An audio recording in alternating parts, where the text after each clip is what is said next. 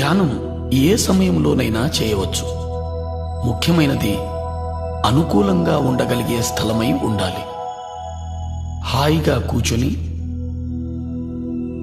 కాళ్ళు రెండు ఒకదానితో ఒకటి చేర్చి చేతి వేళ్లల్లో వేళ్లుంచి కళ్ళు మూసుకొని లోపల కాని బయట కాని ఏ శబ్దమూ చేయకుండా, ఏ మంత్రమూ జపించకుండా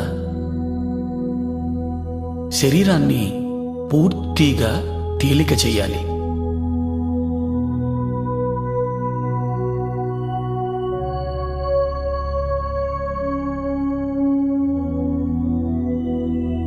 మనం కాళ్లను కలిపి చేతివేళ్లల్లో వేళ్లు కలపడం ద్వారా మన చుట్టూ శక్తి వలయం ఏర్పడుతుంది. మన ఆసనంలో స్థిరత్వాన్ని పెంచుతుంది. కళ్ళు మనోద్వారాలు కాబట్టి